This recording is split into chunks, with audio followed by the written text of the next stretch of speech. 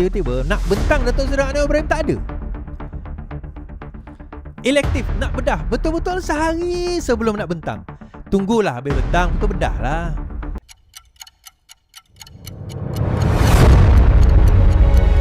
Panas lagi.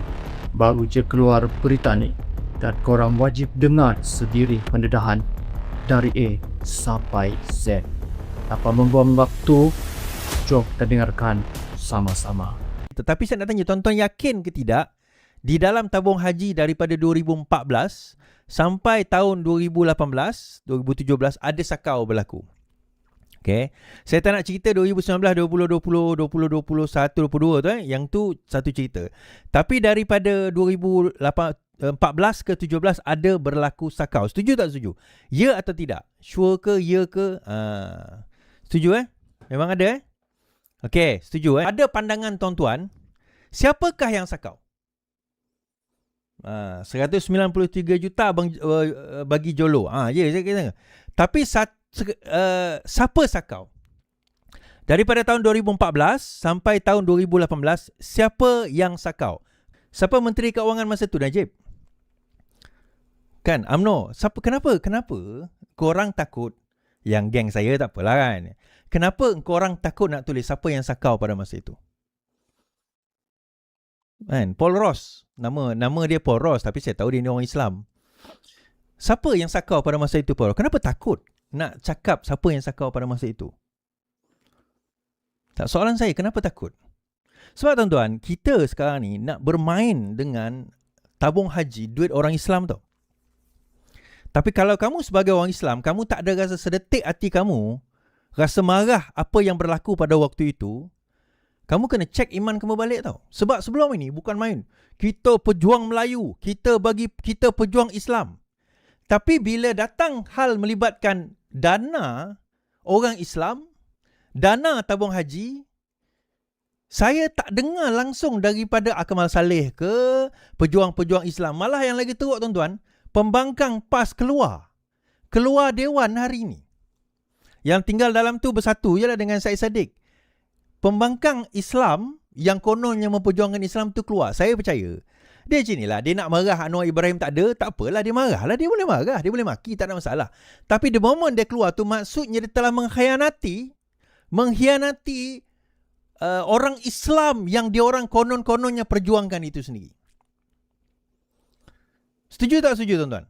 Sebab tuan-tuan, itulah masa dan ketika dan keadaan di mana dia boleh nak soal jawab dengan Menteri Keuangan. Walaupun Anwar tak ada, Menteri Keuangan kedua ada. Menteri Keuangan kedua ada. Kan? Sebab tuan-tuan, saya masa tu Razi Jidin ada dalam tu. Saya nampak perbahasan, perbincangan ataupun perbahasan lah, soal jawab di antara Razi Jidin dengan Menteri Keuangan kedua. Baguslah. Maksudnya Razi Jidin tu ada dalam tu nak bertanya soalan. Soal jawab, tanya itu, tanya ini berkenaan dengan apa orang kata tentang 4 hotel yang tabung haji bayar 1.5 bilion upfront. Antara duit sakau terbesar, dia tak sebut sakau tapi saya sebutlah. Kehilangan terbesar 1.5 bilion.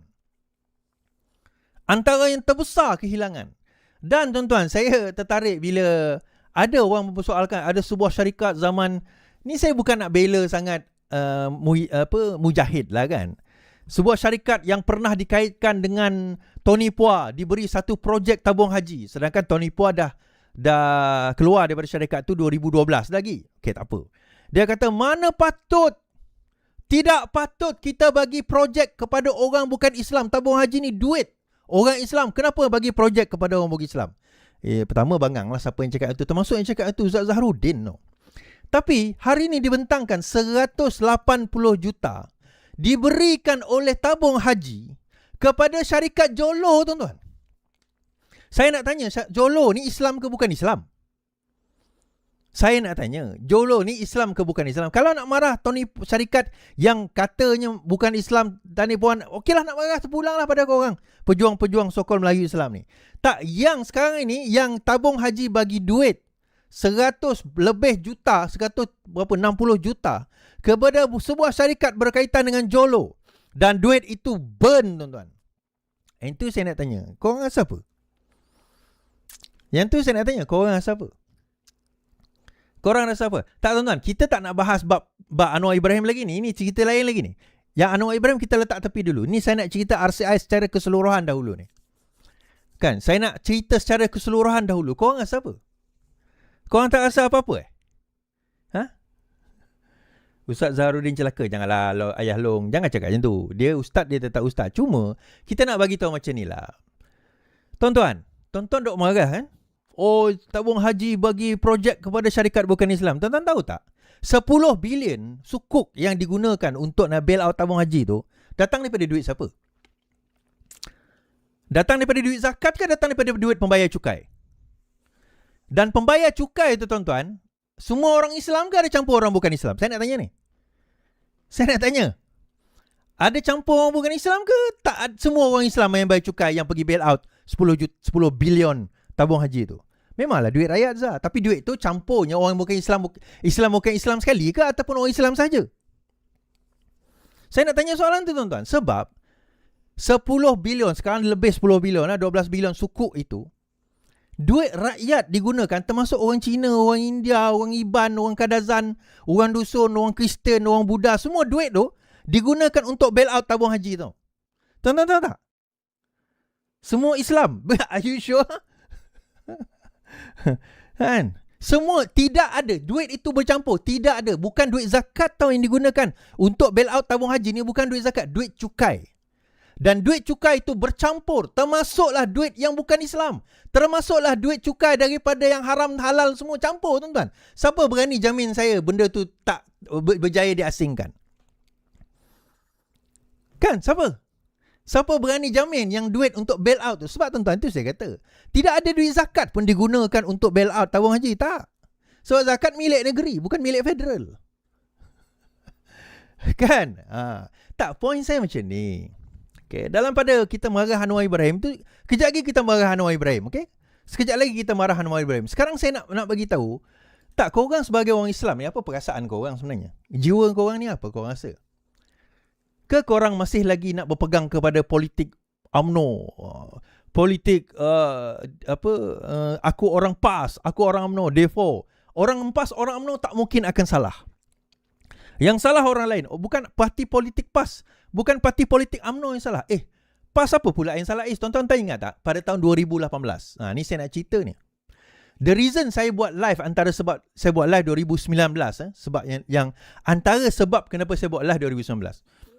Kerana pada masa itu saya mendapati bagaimana Mujahid, Menteri Agama, ditembak kiri kanan oleh macai PAS, oleh macai Walaun PAS, oleh macai UMNO berkenaan dengan bail out tabung haji ni. Aset diambil oleh orang bukan Islam lah, orang bukan Islam yang telah merampas aset tersebut, aset tabung haji ni habis dan sebagainya. Pada masa itu, tuan-tuan ingat? Ada yang kata pada saya itu, kalau betul fitnah, dan akhirnya benda tu sekarang kita dapati fitnah. Kalau betul fitnah, dia kata saman lah, Mujahid saman lah. Siapa yang percaya pada benda tu, percayalah tuan-tuan, maka dia itu adalah bodoh-bodoh dan mengang. Kerana Mujahid dah dapat menang saman terhadap siapa? Kepada Dusuki. Kan? Ahmad Dusuki akur aset tabung haji tidak dijual kepada orang bukan Islam. Tuan-tuan Ahmad Dusuki akur bahawa aset tabung haji tidak dijual kepada orang bukan Islam. So siapa yang mengeluarkan kenyataan tersebut? Saman itu dibuat oleh Mujahid terhadap Dusuki. Kan, pada tahun 2023 keputusan, masa itu Ahmad Dusuki telah mengeluarkan satu ceramah. Ceramah dia besar tuan-tuan. Ramai orang share masa tu. Mujahid telah jual saham, telah jual aset tabung haji kepada orang bukan Islam. Mujahid telah mengkhianati aset orang Islam, telah menjual kepada orang bukan Islam. Okey, tuan-tuan ingat So akhirnya Ahmad Dusuki telah disaman dan siapa menang? Yang buat ceramah mengatakan bahawa sebenarnya apa yang berlaku tuan-tuan, apa yang berlaku, aset tabung haji ni telah dijual kepada orang bukan Islam. Dia kata pada waktu itu. telah dijual kepada orang bukan Islam. Siapa ingat? Siapa ingat tuan-tuan? Saya tanya ni, siapa ingat? Dan siapa yang fitnah, siapa yang antara tuan-tuan mungkin fitnah Mujahid pada waktu? Sebab saya nak jumpa Mujahid ni, saya nak sampaikan minta maaf. Minta maaf lah. Tuan-tuan minta maaf. Siapa ingat? Dah okey dah sekarang. Tak, saya nak bagi tahu bagaimana keadaan, situasi, suasana. Bahawa pada waktu itu bagaimana Mujahid difitnah. Tak, yang benar kita cakap benar lah, yang salah kita kata salah lah. Itu je. Takkan kita benda tu pun kita nak explain kan? Dan siapa antara yang tak bersetuju, yang menyebarkan fitnah pada waktu itu? Orang PAS. Orang PAS, tuan-tuan. Orang PAS, ingat. Geng PAS yang sebar fitnah dengan UMNO lah pada waktu itu kan. Kalau tuan-tuan ingat lah, geng PAS dan UMNO. Siapa ingat lagi? Akhirnya, ada orang tanya saya semalam, dia kata, kalau betul Mujahid difitnah berkenaan ngejual aset kepada orang bukan Islam, kenapa tak saman dia? Saya kata, inilah dia. Tuan-tuan, inilah dia.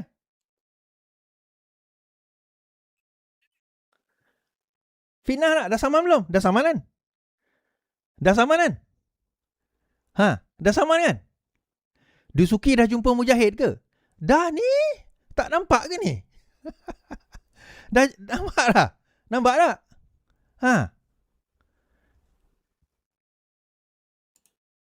Saya ingat letih explain pasal SPV lah, betul? Saya explain pasal SPV pada masa itu. Orang tak faham SPV itu apa. Yelah, dia walaupun mana dia faham.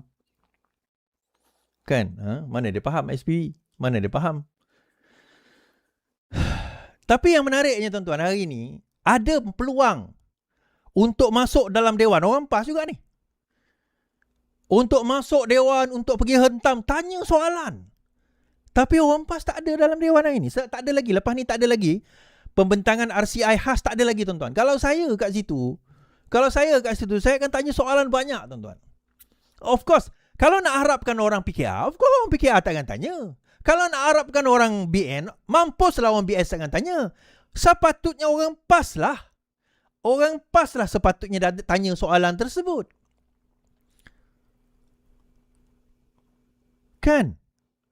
Marisel kata kerja night shift kat Shell Station, ikut sembang saudara supaya tak tidur. Bagus. Saya sepatutnya orang PAS lah yang paling wajib tanya. Sebab ini berkaitan dengan Islam. Ini berkaitan dengan duit orang Islam. Ini berkaitan dengan nak pergi haji. Kat mana orang PAS dalam perbahasan itu, tuan-tuan? Nasib baik ada Syed Saddiq, ada Razi Jidin. Tapi yalah, 2 orang, 3 orang je tanya soalan. Kalau katalah masa itu ada berpuluh lagi di Parlimen PAS kat situ, mungkin banyak lagi soalan yang mungkin yang terlepas, yang tak cukup ditanya. Boleh ditanyakan kepada menteri. Kepada menteri keuangan, contoh, kepada menteri agama berkenaan dengan tabung haji. Tapi kenapa tak berani? Kenapa tak berani tanya? Sebab pada masa ini PAS bercium mulut dengan UMNO. Itu je. Kan? Kononnya tak ada Perdana Menteri. Saya setujulah Syed Saddiq kata tadi. Hanya kerana seorang ahli parlimen tak hadir kerana dia masuk hospital, takkanlah kita 221 orang ni kena keluar juga daripada dewan hanya kerana seorang tak hadir. Kita kena tanya, kita kena bahaskanlah. Dah ditetapkan bahaslah. Dah ditetapkan bahas. Kenapa nak takut nak bahas? Itu soalan kita. Speaker kena tangguh. Speaker kalau dia nak tangguh terpulang kepada dia. Okay. Now, membawa saya kepada poin Anwar kena ada kat situ. Tetapi adakah Stop sekejap. Tekan subscribe cepat kalau korang nak sentiasa jadi yang paling awal tahu isu panas macam. Ketiadaan Anwar Ibrahim kat situ mencacatkan? Tak juga. Tetapi Anwar Ibrahim kena ada kat situ. Tuan-tuan, Datuk Seri Anwar Ibrahim, iyalah, dia macam, saya tak tahulah kan. Bagi saya, sebab dia dapat, apa yang dia, saya baca tu dipanggil elective hernia tu. Operation elective operation. Saya ni bukan orang medical lah, tapi kita tanyalah kawan-kawan kita kan yang medical kan. Elective ni bermakna it is non-emergency, bukan emergency. Dia bukanlah tiba-tiba semalam Dato' Seri Anwar Ibrahim, dia punya usus meletup, kena buat emergency. Contoh, ni contoh, bukan saya nak, tapi contoh. Dia bukan, it is not an emergency. Maknanya, lepas dia bentang hari ni, lepas dia jumpa dah bentang esok, 12 hari bulan, dia boleh buat pembedahan tersebut. Sebab pembedahan tersebut adalah dipanggil elective surgery. Maknanya dia pembedahan yang boleh dibuat pada masa yang lain. Dia bukan acute, dia bukan satu benda yang perlu dibuat segera. It is non-emergency. Okay, itu kita kena faham itu dulu. Tadi kita bercakap soal kenapa kena persoalkan satu hal. Okay, Anwar Ibrahim, dia kena ada di situ untuk membentangkan, untuk ditanya soalan. Kenapakah RCI itu tidak dibentangkan lebih awal?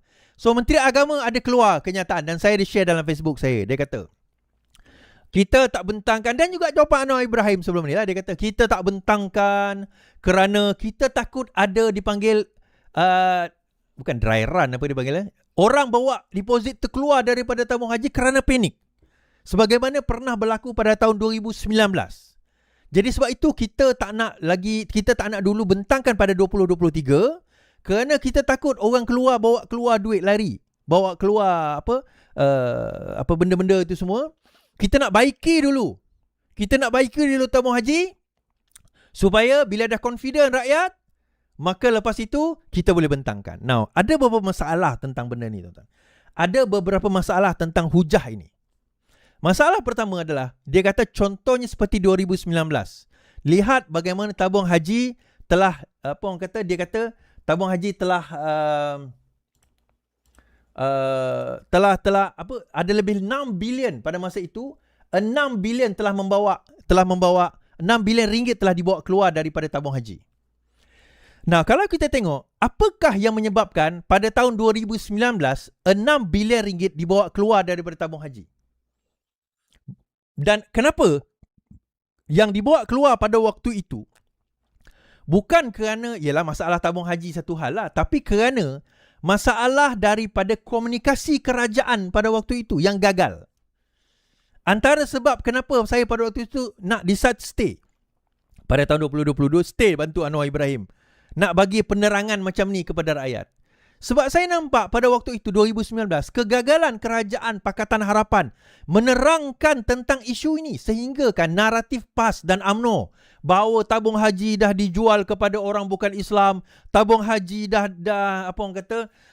runtuh oleh Pakatan Harapan kurang daripada 6 bulan, tabung haji ini telah disonglak oleh Pakatan Harapan. Naratif itu berjaya.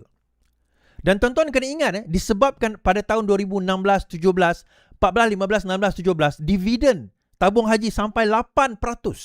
Pada masa itu, ramai orang yang kaya-kaya, yang jenis banyak duit ni, pensioners ke, orang kaya ke, dia orang letak duit dalam tabung haji kerana pulangan 8%, tuan-tuan. Kalau letak FD baru 3%, fixed deposit. Kalau letak tabung haji 8%.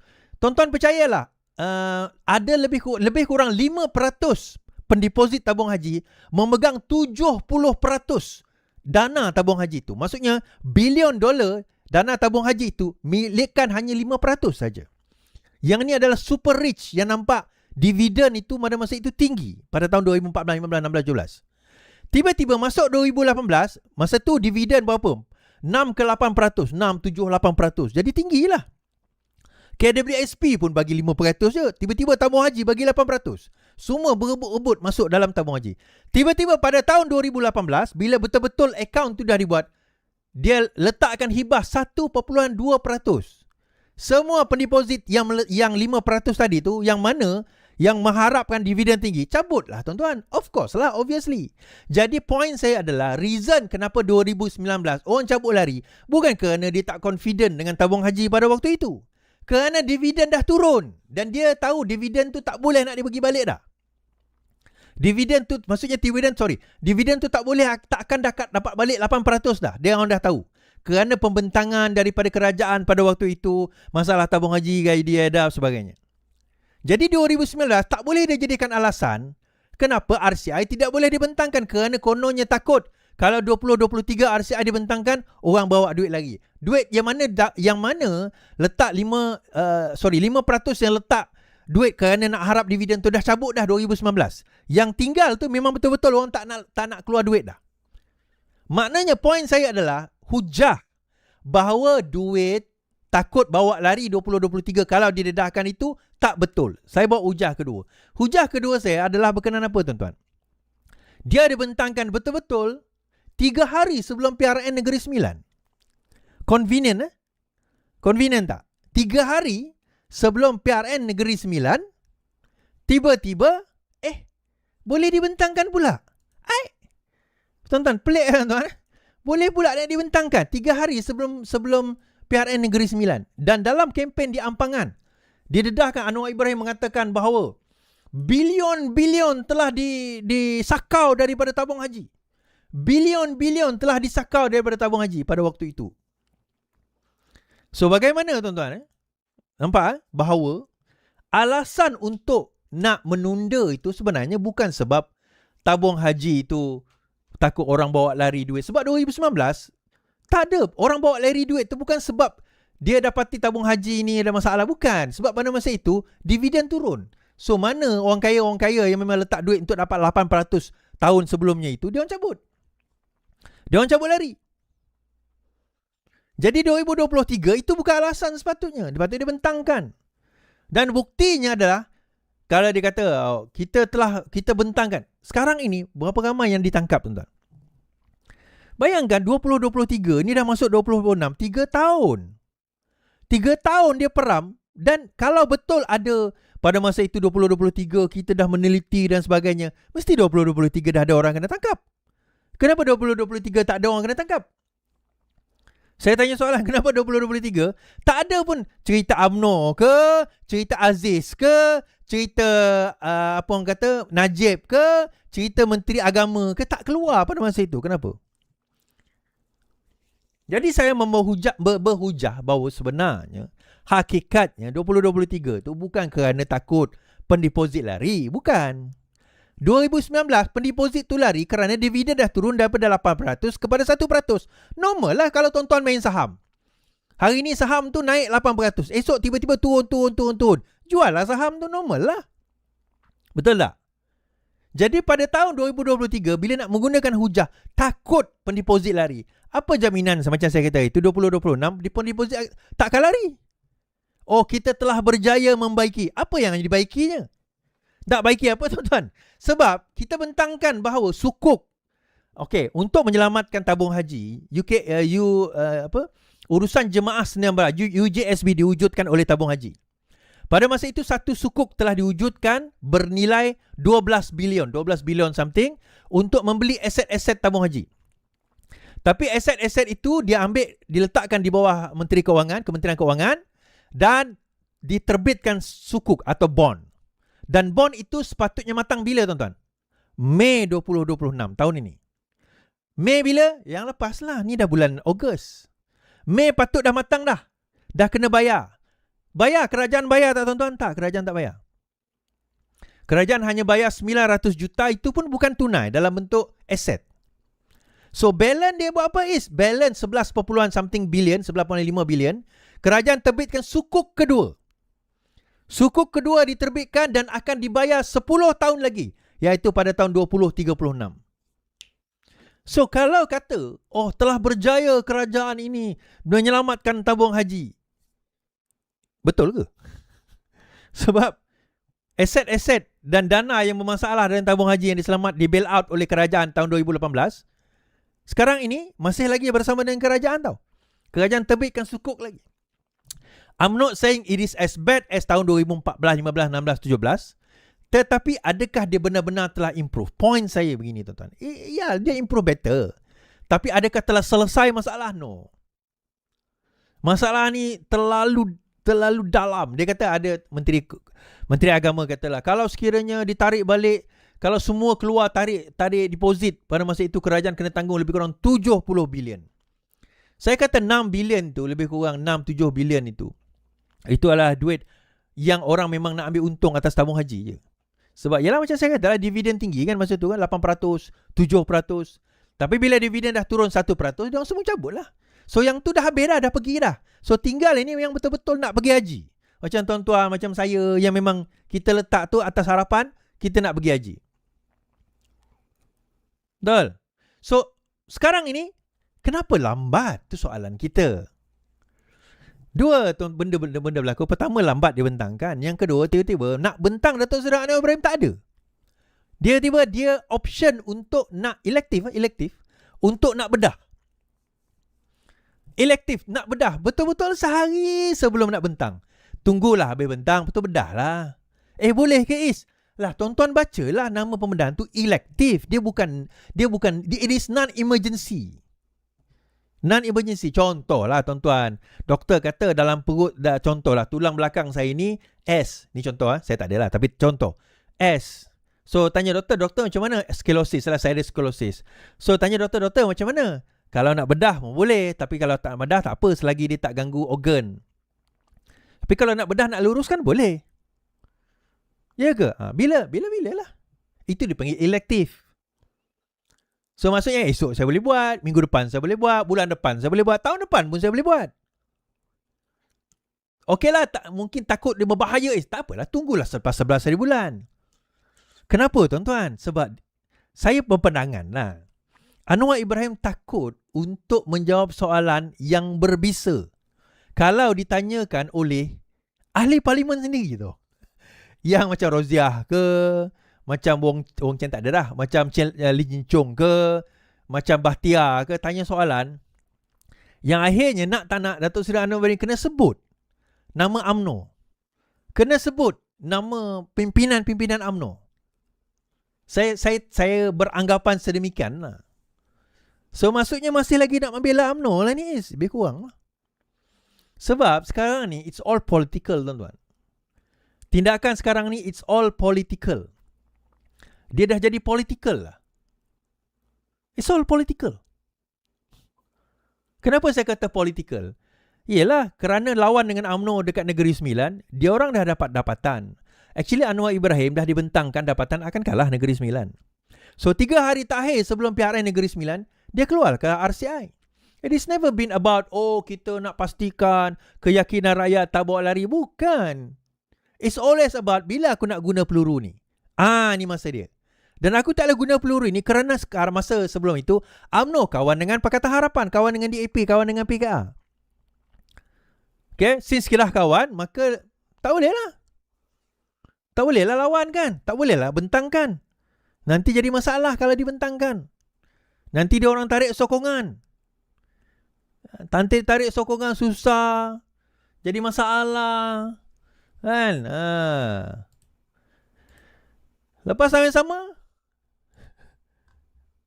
Dia tu Rafizi kata, seperti setiap parti baik Pakatan Harapan, Barisan Nasional, Perikatan Nasional mempunyai saham dalam taraf apa yang berlaku dalam RCI tabung haji, kata Rafizi.